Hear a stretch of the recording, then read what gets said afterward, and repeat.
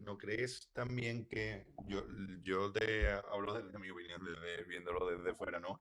¿No crees también que olvidarse de la clase obrera y dedicarse a temas diferentes, más ideológicos, como puede ser la ley trans, el CSC, el franquismo? Es decir, hace que la clase trabajadora diga, vale, pero ¿y a mí quién me soluciona mi papelera? Y entonces digan, cuando te parecerá bien o no, pero yo creo que hay parte de la clase trabajadora que se está yendo a Vox porque le dicen inmigración no, que a mí me molesta, va por los temas que a ellos le molestan. Sí, yo creo, desde mi punto de vista, que no he estado en todos los barrios obreros, pero yo creo que en un barrio obrero al trabajador, sobre todo a los jóvenes, las exhumaciones de Franco creo que no les interesan mucho. La ley trans es una minoría que tampoco le interesa mucho, que de hecho a algunos trabajadores le puede incluso perjudicar, ¿no? ¿No crees que es ese olvidarse de los temas que afectan verdaderamente a los trabajadores lo que hace que un poco salen? Em, yo creo que una de los, como digo, ¿no? La situación de que no hemos sabido detectar quiénes son digamos, como que hemos Podemos o la izquierda, bueno, sí, Podemos, que es la izquierda radical, ¿no? Transformadora, la izquierda transformadora, lo que hizo en su momento fue un giro estructural, cultural, muchísimos avances en derechos civiles, muchísimos avances en lo que era el sentido cultural, la percepción cultural de las cosas, se puso en el centro el problema de la precariedad laboral, la vivienda, la sanidad, la educación y todo esto, pero sin embargo después no se tradujo en material, ¿no? En algo. La gente pues, sigue sin poder pagarse una vivienda, sigue sin tener suficiente tiempo libre y la jornada laboral siguen siendo amplias. No tenemos un transporte público pues, eficiente, más adecuado, no en Madrid, en todas las comunidades, hablo. Entonces, sobre todo en el salario, se ha ido subiendo poco a poco, sigue habiendo muchos problemas para la vivienda, que es la principal cuestión. Entonces, la ideología no se materializa, se convierte en una consigna, es un eslogan. Y entonces ha habido mucha gente que se ha desilusionado porque dice, bueno, sí, esto es muy bonito, pero yo sigo cobrando muy poco, ¿no? O sigo viviendo en casa de mis padres porque no me puedo pagar un alquiler o no puedo acceder a una vivienda, ¿no? Y entonces yo creo que en ese sentido nosotras nos hemos ido también porque nosotros llevábamos el Ministerio de Igualdad, ¿no? En Podemos. Entonces, claro, el Ministerio de Igualdad ha llevado a cabo la ley trans, la ley de libertad sexual y reproductiva, y ha puesto encima de la mesa debates como el feminismo. Nunca hasta ahora había habido un feminismo con tanto músculo en España. ¿Ha polarizado? Supongo, porque a la gente digamos, pues no ha ganado nada, ¿no? Hay mucha gente que siente que no ha ganado nada con el feminismo, cuando en realidad sí, pero como no se ha traducido en un bienestar económico superior y sobre todo una crisis de vivienda muy agudizada, pues sí, ha entendido, o sea, ha habido mucha desafección y mucha desilusión. Pero también una de las cosas que ha desilusionado mucho a la gente ya no solo es la identidad y lo identitario, porque lo identitario no tiene por qué ir separado de la clase social. Es decir, ojalá un feminismo que facilite la vida a hombres y mujeres y que nos permita tener más tiempo libre para estar en casa con nuestros hijos o con nosotros o con nuestras familias o amigos. Ojalá un ecologismo que baje la factura de la luz o baje la factura del gas o amplíe el transporte público y que haya menos coches porque haya un transporte público más eficiente que permita ir en transporte público barato, incluso gratuito, ¿no? al trabajo. O sea, ojalá y todo las cuestiones ideológicas se trasladen a la clase social obrera o a la clase social más precaria o simplemente se redistribuya, ¿no? Porque ya no es solamente a los trabajadores precarios, sino a todo el mundo, ¿no? A democratizar. Pero creo que, volviendo a lo que ha provocado mucha desafección también, es que las políticas neoliberales de los últimos 30 años han, o sea, digamos, han introducido la sensación individual de que los problemas y nuestra propia precariedad no la hemos buscado nosotros. Entonces los problemas se han descomunalizado, digamos, ¿no? Entonces la gente es como, bueno, pues y eso ha provocado también una desafección de la izquierda, ¿no? Porque es como, bueno, yo ya, es que realmente la precariedad es porque si tú tienes un mal trabajo o te han echado del trabajo estando embarazada, mil cosas, ¿no? O cobras una miseria, es porque no has estudiado y porque no tienes un mejor trabajo. Si hubieras estudiado y te hubieras esforzado más, posiblemente estarías trabajando en una oficina pues con un contrato indefinido y tendrías un salario pues genial, ¿no? Pero como no lo has hecho, pues ¿no? Entonces, eso ha ido calando en la gente y al final la gente que ha fracasado en la vida considera que es culpa suya, ¿no?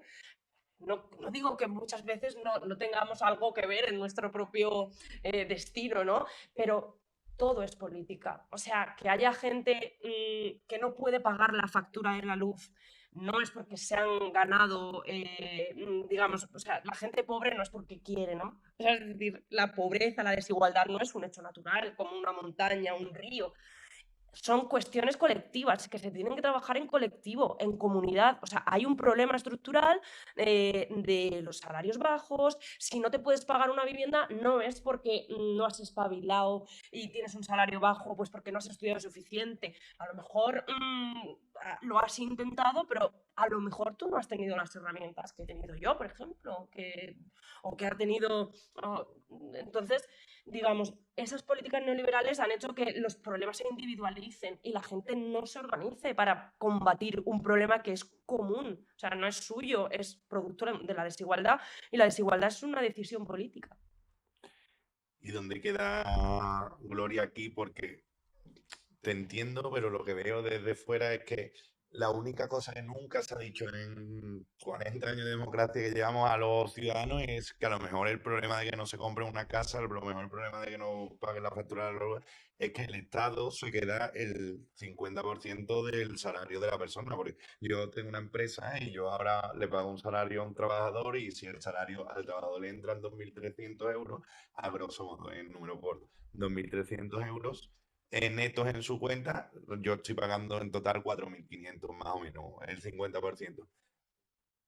Y yo lo que veo desde fuera es que cada vez hay más trabajadores públicos, cada vez hay más trabajadores más políticos.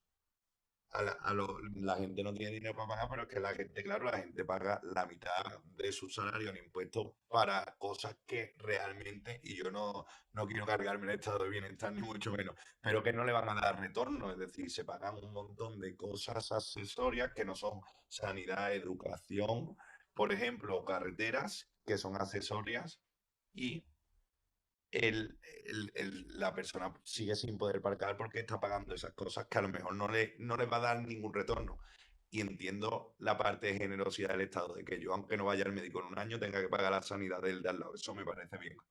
Pero lo que no me parece bien es que cada vez haya menos trabajo privado, por ejemplo. Eh, a mí, bueno, claro, no estoy tan de No, acuerdo. no, pero si esto es Eh, para un poco claro, a ver, no siempre hay que estar realmente, de acuerdo. exacto, claro. Yo considero que pagar impuestos es querer a tu país y ser patriota, ¿no? Eso se ha dicho mucho, pero es que realmente lo siento así. O sea, yo prefiero pagar impuestos al Estado para que los redistribuya en sanidad, en que haya centros médicos en todos los pueblos, cercanos a tu casa, que se contraten más médicos especialistas para que los cribados sean eficientes. Ahora con el tema de Andalucía, que se suba el sueldo a los profesores, subir el salario también a los médicos, ¿no? Todas esas cuestiones, eso son los impuestos. Yo prefiero pagar impuestos al Estado y tener asegurado un transporte público eficiente, pues a lo mejor unas limitaciones en los topes de la luz, si se pudiera nacionalizar alguna eléctrica o algún sector estratégico, como en alguna ocasión hubo en España, que estaban pues incluso Iberia era una empresa pública, ¿no?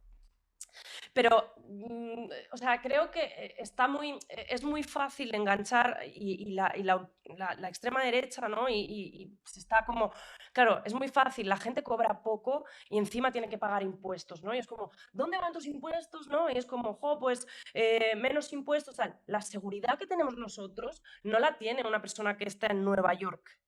O sea, en Nueva York, yo estuve un año en Nueva York, me dolía muchísimo la barriga y recuerdo a mis amigos que me dijeron, esperemos que no sea apendicitis, porque si tiene que venir una ambulancia, te van a cobrar por lo menos 1.500 euros en llevarte. O sea, esa tranquilidad, yo dije, ¿qué? Y dije, por favor, yo creo que si era apendicitis se me curó, porque dije, no me digas. Y me dijeron, sí, sí, y tal, me ponían el termómetro y era como, no, no podemos ir al médico hasta que esto no sea demasiado grave porque te van a cobrar un pastizal.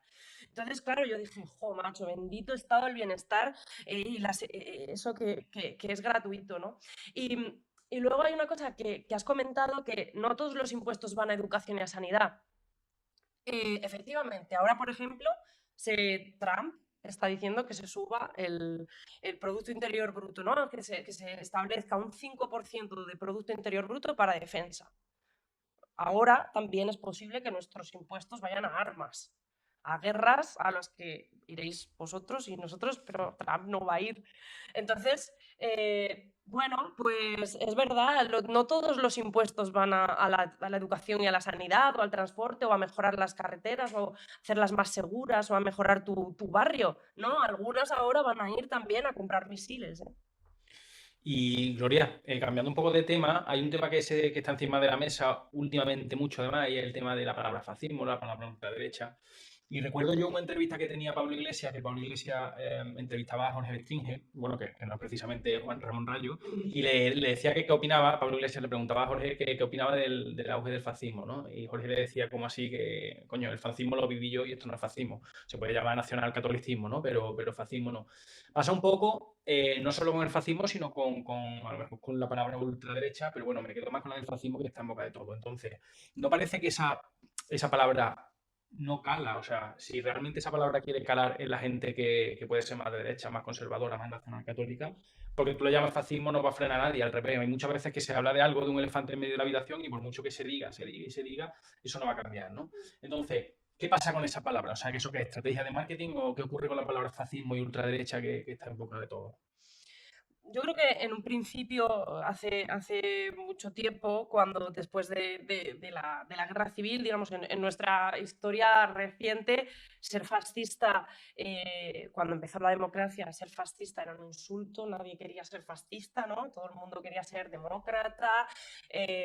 Y ahora cada vez la gente siente más orgullo, ¿no? De decir, pues sí, soy fascista, ¿no? Y entonces, en un principio, como que se empezó a llamar fascistas a los que veíamos que eran de extrema derecha, y eso se han apropiado de la palabra, ¿no? Y ahora es como, bueno, pues si me vas a decir fascista, tú me lo digo yo, ¿no? Y al final, pues creo que ha sido una estrategia que en su momento hubiera funcionado, pero ahora realmente ya no está funcionando, a pesar de que tengan, yo no sé si una persona, un vecino, un señor de 75 años, que vota a Vox, no sé si es fascista como tal, ¿no? Sé que vota a Vox porque Vox le llama, ¿no? Y en algún momento a lo mejor pensó en votar a Podemos. Entonces, yo llamar fascistas a los votantes, no. A las ideas, algunas ideas de extrema derecha rozan o son directamente fascistas. Pero una cosa es el centro derecha, una cosa es la derecha y otra cosa es la extrema derecha, ¿no? Y ahí, o sea, para mí hay que diferenciar. Yo no meter a todos, o sea, es decir, guste o no, Feijóo, por ejemplo, ahora en el caso, Feijóo no es lo mismo que Abascal, ¿no? Para mí no me gusta ninguno, pero considero que la extrema derecha, en este caso Vox, se diferencia. Para mí, llamar extrema derecha o llamar fascistas a un partido que sea de derecha tiene algunos elementos que son clave, ¿no? Por ejemplo, provocar la enemistad entre la gente, ¿no? Entre la gente de a pie. Si nos enemistamos entre nosotros, por culpa de unas ideas de un partido, ese partido no quiere a su pueblo y evidentemente está creando un enemigo entre nosotros mismos, ¿no? Entonces eso sí que me parece que nos lleva a un sistema autoritario. La deslegitimación del adversario, por ejemplo, eso es muy bestia. O sea, que se haya llamado... yo vamos, no soy sospechosa de defender a Pedro Sánchez, pero a Pedro Sánchez se le ha llamado presidente ilegítimo por parte de la extrema derecha y es como, ha ganado unas elecciones, oye, ¿sabes? O sea, no puedes deslegitimar al adversario con insultos y poniendo en cuestionamiento los cauces democráticos, ¿no? O sea, sí puedes derrotar a tu adversario con la dialéctica, para eso está la política. Te subes a un atril, lanzas unas ideas dentro de un espectro, de un espectro democrático y ganas. Pero la deslegitimación del adversario, la enemistad provocar enemistad entre compatriotas y señalar a minorías para recortar sus derechos, claramente, eso sí que me parece ultraderecha. No es lo mismo, en este caso, Vox que el Partido Popular. ¿Pero tú crees que Abascal ha enemistado más a la población? Porque yo lo veo desde el otro lado. Yo creo que la persona que más ha enemistado a la población española, sin duda, es Pablo Iglesias, que es la primera persona que a mí me hizo sentirme que era un fascista.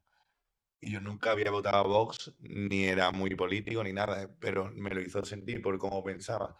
Y él llegó mucho antes que Abascal. Bueno, llegaron a la vez, lo que pasa es que se hizo mucho más famoso Pablo Iglesias antes, pero llegaron a la vez, porque en esas elecciones que vosotros sacáis 5, ellos creo que sacan 0, ¿no? O sacan 1, no me acuerdo, ¿no? En el Parlamento Europeo. Sí. Ahí yo sé que ellos se presentaron que fue la primera vez, pero es que entiendo que lo ves así, ¿eh? Que no es una... Pero yo sé que hay mucha gente que hay que lo ve diferente, ¿sabes? Sí, por supuesto, o sea, al final, pero fíjate que al principio el discurso de Podemos y el discurso de Pablo Iglesias tocaba la emoción, igual que toca la emoción ahora el discurso de Vox, y realmente, o sea, la polarización no empezó hasta que no nos marcamos una línea, en plan, estamos en este lado del tablero. Cuando éramos los de abajo, en los primeros, quizá en el primer año de nacimiento de Podemos, cuando nos daban un segundo puesto en las elecciones, cuando ese famoso sorpaso iba a ser posible al Partido Socialista, aglutinábamos a una gran mayoría de personas que se consideraban de abajo, no se consideraban fascistas. Después igual se radicalizó, no, radicalizar no, porque esa palabra no la voy a usar, no me gusta. Pero sí que quizás nos fuimos hacia un discurso más moralizante, como más, si no estás con nosotros al 100%, estás contra nosotros al 100%, ¿no? Y eso para mí no es cierto. Hay gente que puede votar a Podemos, pero a lo mejor vota a Podemos por unas cosas, pero no las vota por otras, ¿no? Ha habido cosas que en Podemos que no se ha hecho y o sea, que no me han gustado y yo sigo votando a Podemos porque la mayoría en general sé que quieren mejorar, sé que quieren subir el salario mínimo y de hecho se ha subido por parte de Sumar, pero al fin y al cabo por la izquierda transformadora. O sea, sé que se han hecho muchos avances en feminismo, en igualdad, en sanidad,